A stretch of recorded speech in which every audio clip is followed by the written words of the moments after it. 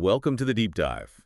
Today we're going to be going through some excerpts from the self-help book,是最好的自我投資, which means writing is the best self-investment. And it's by Spenser Chen-Li-Fei. Okay. And he argues that writing is, especially in the digital age, can be a really powerful tool for personal and professional growth. And we're going to be focusing on how these ideas apply to the fast-paced Chinese market and what you can learn from Spenser's journey. Yeah, Spenser's background is actually really fascinating because he started in finance, which isn't really a field that's known for writing. Right. But yet he claims to have made his first $1 million within 5 months of graduating. And he says that a lot of that success was due to writing.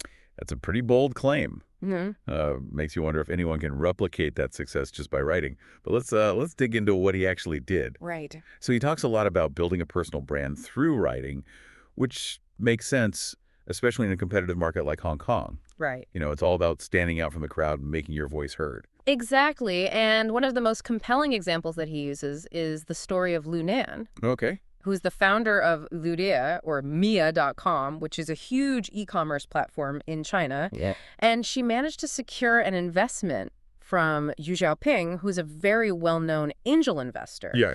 And she did it through a single WeChat message. Wait, she had funding through WeChat. It sounds crazy, right? Yeah. But it really happened, and this was not just any message.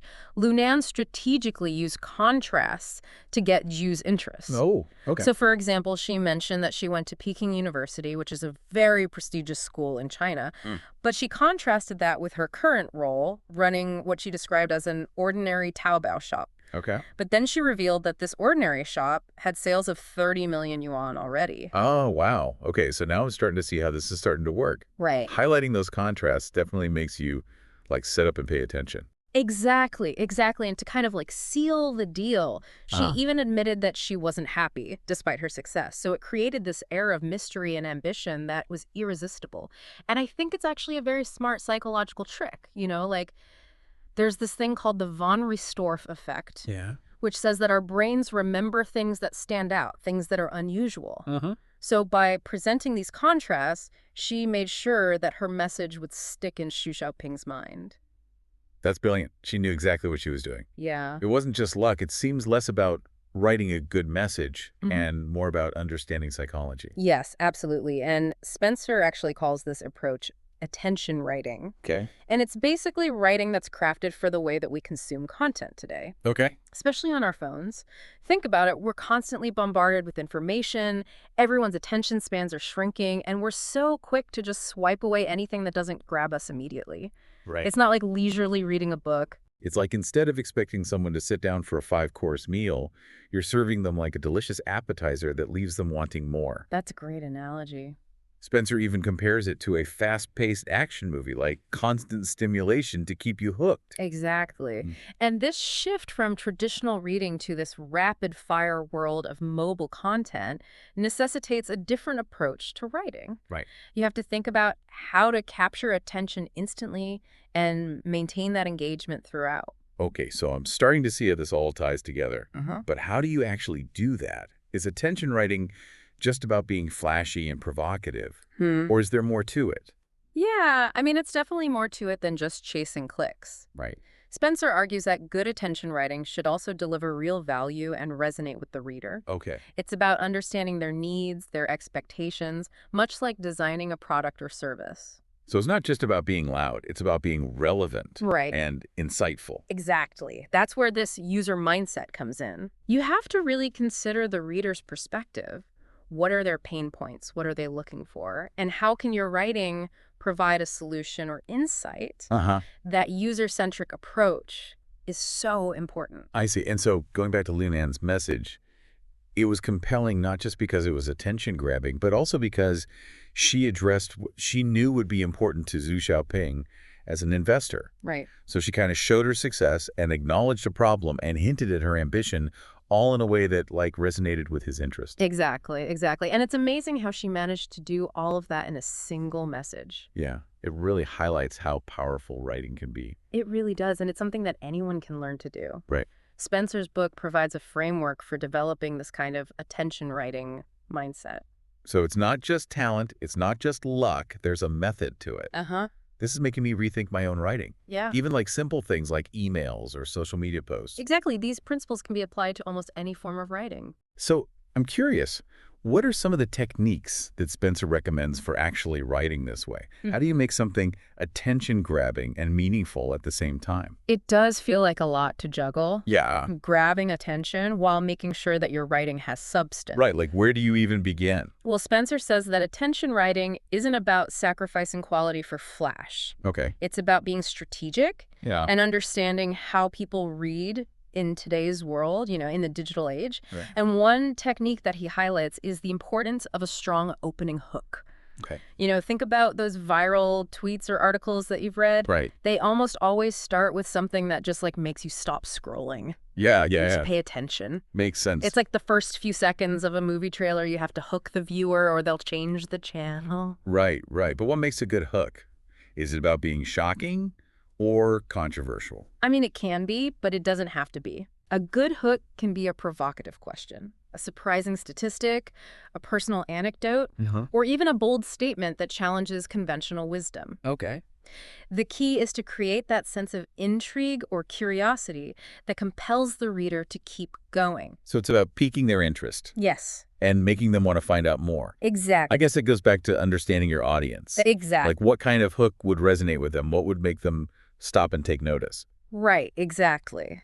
And another technique that Spenser emphasizes is writing in a concise and scannable style. Okay. Because, people are often reading on their phones, so big blocks of text can be intimidating. Yep. So he recommends using shorter paragraphs, bullet points, subheadings, clear formatting to make your writing easy to digest on the go. That reminds me of how I used to write essays in college. Yeah. Huge paragraphs, no visuals, just walls of text.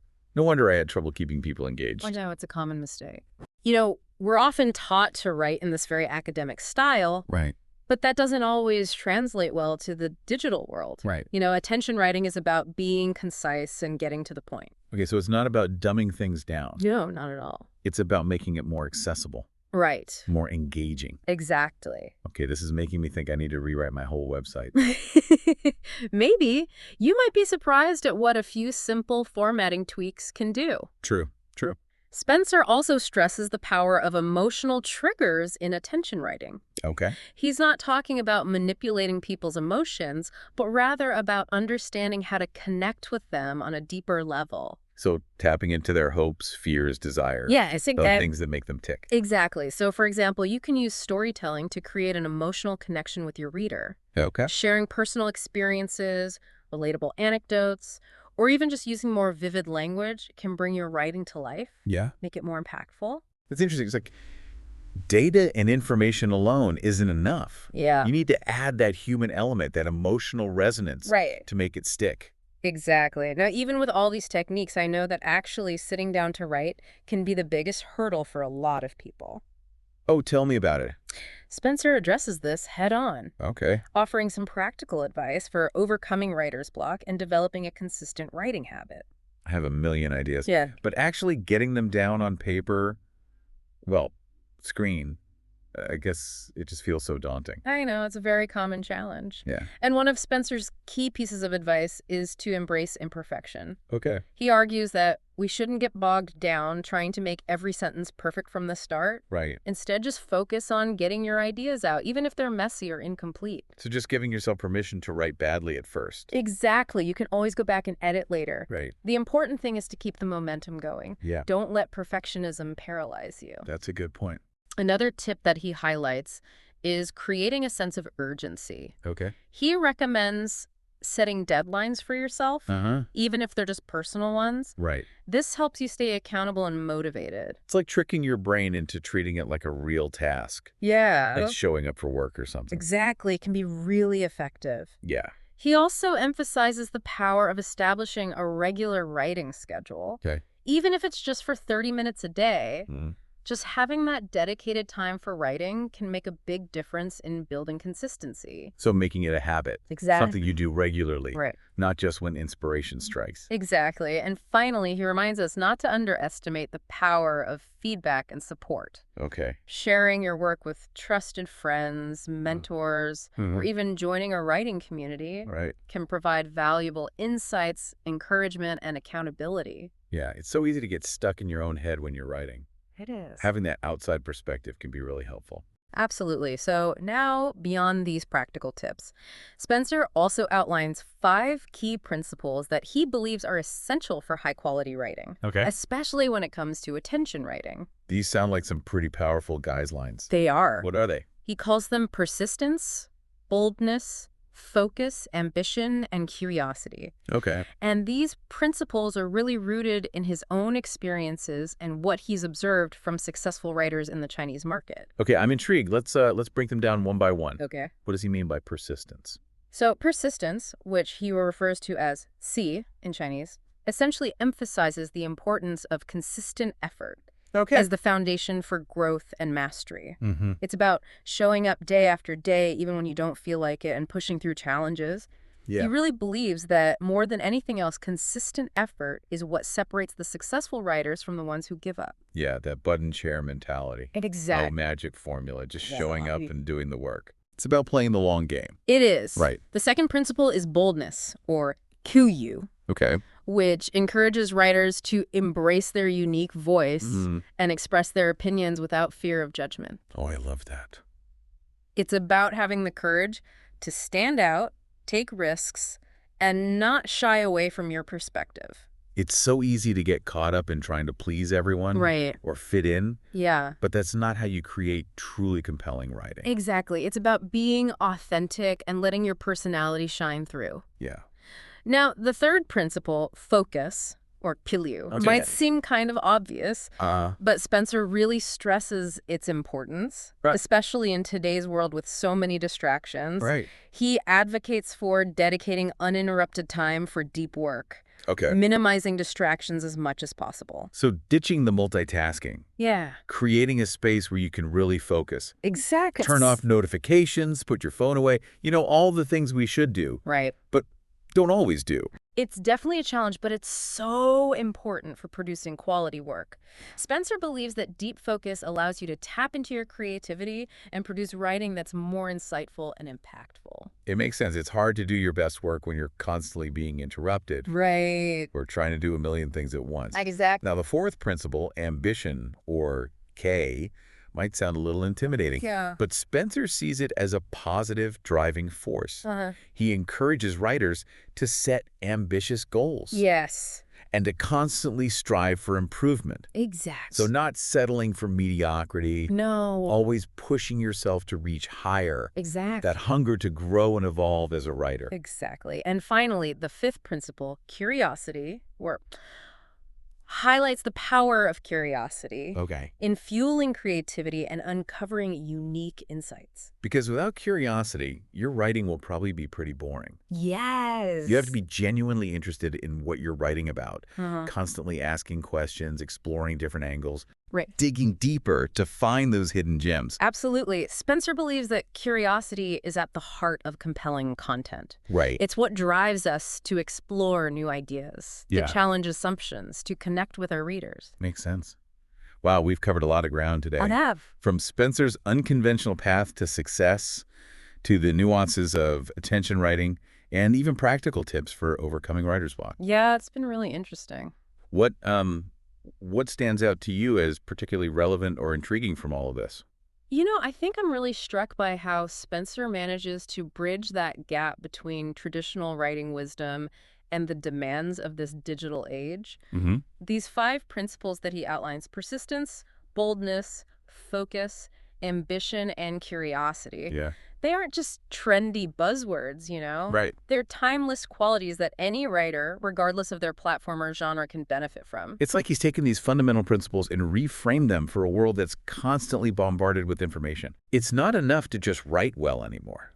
You have to write in a way that captures people's attention. It holds it. Yeah, and I'm thinking about my own writing now, like especially my blog posts. I tend to err on the side of like thoroughness, but maybe I need to be more mindful of how I'm presenting that information. Yeah, maybe. Are there any takeaways from Spenser's approach that you think I could apply? Well, I think based on what you've said, focusing on strong opening hooks could be huge for your blog posts. Okay. Remember, you want to capture the reader's attention from the very first sentence. Yeah. Think about how you can pique their curiosity or offer a surprising insight right away.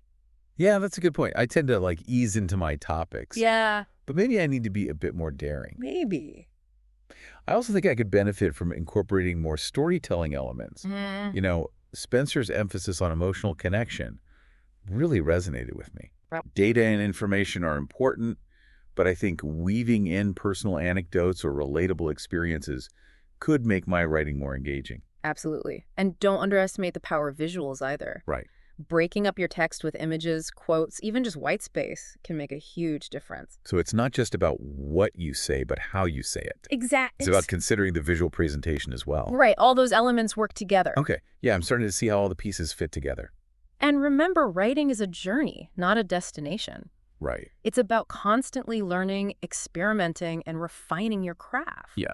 Spenser's book provides a framework for that journey, but ultimately the best way to improve is just to write more. He certainly practices what he preaches. He does. So to wrap things up, I think the big takeaway here is that writing, and particularly attention writing, is a huge tool. Yes. And it's not just for novelists or poets. Right. It's for entrepreneurs, for marketers, for leaders, for anyone who wants to make their voice heard and achieve their goals. It's about recognizing that clear, concise, and engaging communication is so valuable in a world that's just overflowing with information. Right. It's about cutting through the noise and making your message resonate. And for all of you listening, we'll leave you with this.